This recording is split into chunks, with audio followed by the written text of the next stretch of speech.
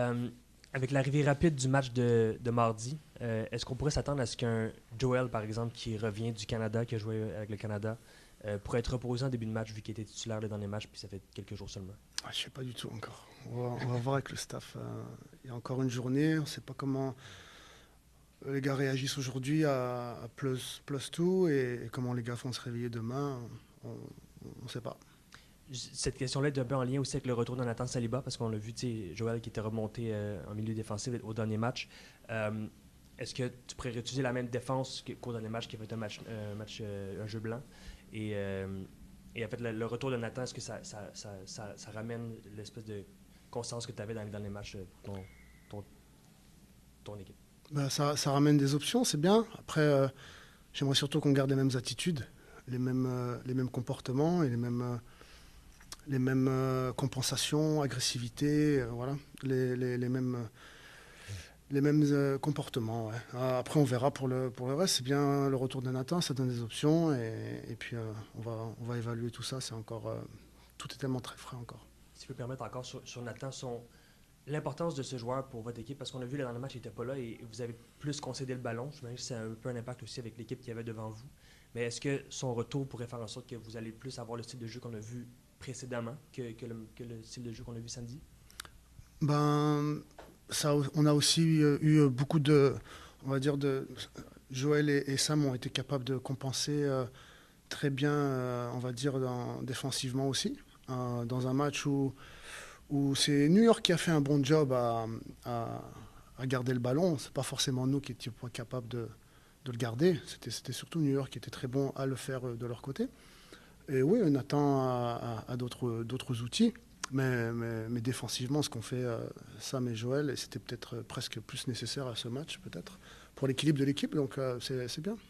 Peut-être juste pour terminer sur le sujet de Nathan et Joël, est-ce que, en quelque sorte, le dernier match a peut-être été un mal pour un bien dans le sens que Nathan s'est reposé et on a vu que Joël est capable de faire la job aussi sur tout un match, si on veut. Là. Ouais, c'était pas, c'était loin d'être planifié, mais c'était quelque chose qu'on était curieux de voir sur toute l'étendue d'un match, et pas seulement par quelques minutes. Donc maintenant, on sait. Ce sera ton premier match comme entraîneur-chef en série MLS, mais tu as beaucoup d'expérience en série MLS Next Pro. Deux finales, un titre. Qu'est-ce que tu peux aller chercher dans cette expérience-là et l'amener dans les séries maintenant chez les adultes ou la MLS à proprement parler, si on veut? Non, mais c'est deux mondes différents. Oui, tu insistes plus sur deux, trois trucs qui tu penses qui peuvent faire basculer un match ou plus sur la gestion de la fatigue avec back-to-back match. Mais moi, j'ai l'impression, vous avez vu, les gars, ils sont tournés dans un autre mode. Alors, je ne sais pas si c'est les Joseph, Sam, Joël, Raïm, avec l'expérience qu'ils ont de matchs un petit peu plus à répétition de ce calibre-là.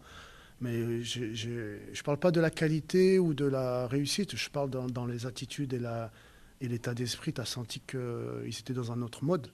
Donc c'est les gars à leur capacité à exécuter ce qu'ils ont fait le dernier match et en mode playoff. Et voilà.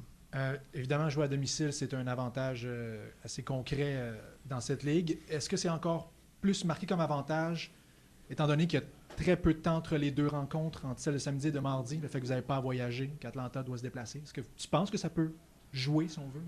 Ouais, on espère.